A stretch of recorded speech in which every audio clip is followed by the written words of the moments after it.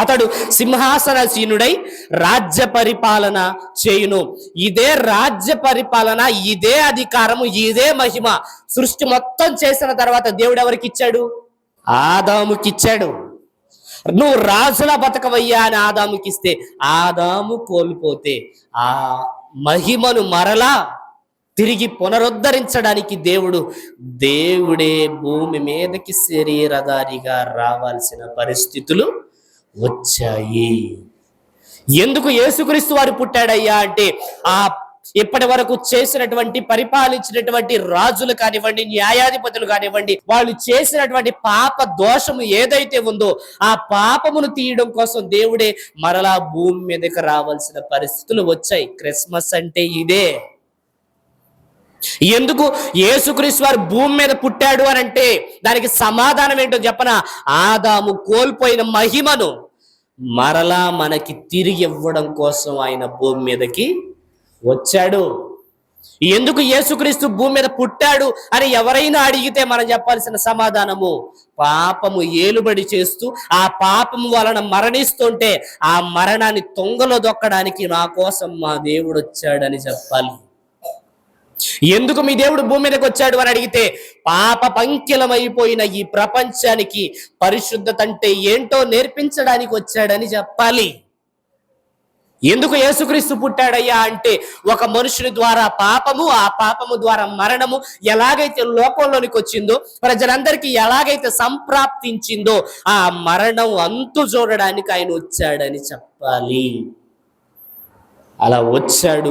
శరీరధారిగా కన్య అయిన మరియ గర్భము ద్వారా దేవుడు ఈ లోకంలోనికి అడుగు పెట్టాడు. అలా అడుగు పెట్టి ఇదిగో 33.5 సంవత్సరాలు ఈ భూమి మీద నడిచాడు. ఆయన పుట్టాడు, ఆయన భూమి మీద నడిచాడు.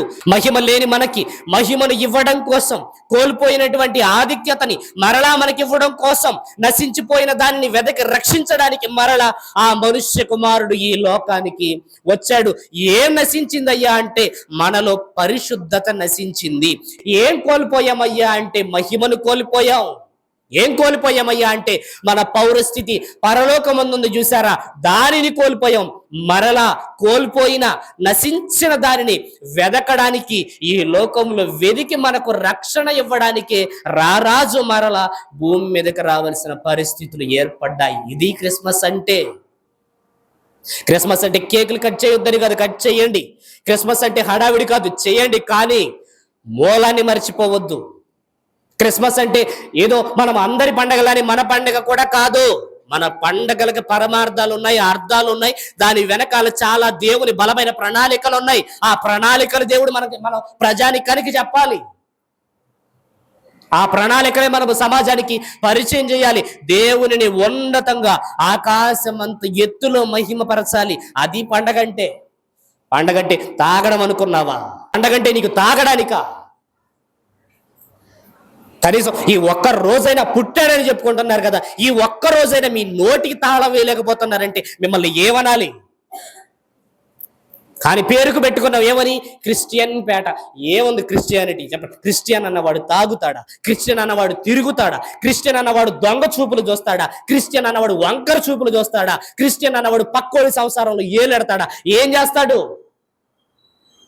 ఆలోచించడం ఒకసారి. క్రిస్మస్ అని చేసుకుంటున్నాం కానీ క్రీస్తుని మన హృదయాల్లోనికి ఆహ్వానించలేకపోతున్నాం. ఆయన వచ్చింది దేనికి? అలా పాపంలో పడిపోయిన మన కోసమే కదా, మనల్ని శుద్ధినిగా చేయడానికే కదా ఆయన వచ్చింది.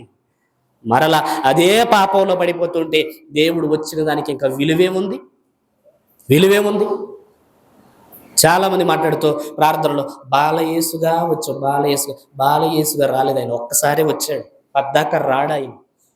మరలా 2 నెలలు తిరిగేసరికి ఏప్రిల్ 3వ తారీఖు వచ్చింది. ఈసారి ఈస్టర్ 2026 ఈస్టర్. ఇప్పుడు పుట్టినరోజు చేసేసి 3 నెలల తర్వాత మరలా మనం ఏం చేస్తాం? ఆయనకి సిలువేసేస్తాం. అసలు ఏమన్నా కామన్ సెన్స్ ఉందా కొంచెమన్నా?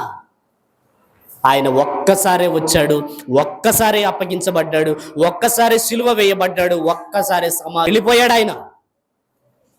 అది జ్ఞాపకం చేసుకోవాలి. కానీ ప్రతి సంవత్సరం ఆయన పుట్టడు, ప్రతి సంవత్సరం ఆయన చచ్చిపోడు, ప్రతి సంవత్సరం తిరిగి లేవడు. ఇది ఒక్కసారే జరిగింది.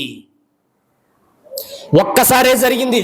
ఆ జరిగిన దానిని నెమరు వేసుకోవాలి తప్ప మరలా పశువుల పాకలో పుడతాడని కాదు. సంవత్సరం సంవత్సరం అలా జరిగిన దాని పరిస్థితులని, లేఖనాలని పక్కన పెట్టుకొని మనం 1కి 10 సార్లు ఆలోచించి ఆనాడు ఉన్న పరిస్థితులు ఇవట, ఆనాడు ఉన్నటువంటి రాజకీయ పరిస్థితులు ఇవట, అలాంటి కఠినమైన పరిస్థితుల్లో ఎలాంటి ఇబ్బందులు కలిగినాయో ఆ ఇబ్బందికరమైన పరిస్థితుల్లో 16 ఏళ్ల అమ్మాయి ఒక అబ్బాయికి జన్మనిస్తుంటే ఈ ప్రపంచంలో ఎవడు స్థలం ఇవ్వలేదంటే ఎంత దీనమైనటువంటి పరిస్థితుల్లో ప్రభువు దేవుడు ఈ లోకానికి వచ్చాడన్నది ఆలోచించాల్సింది పోయి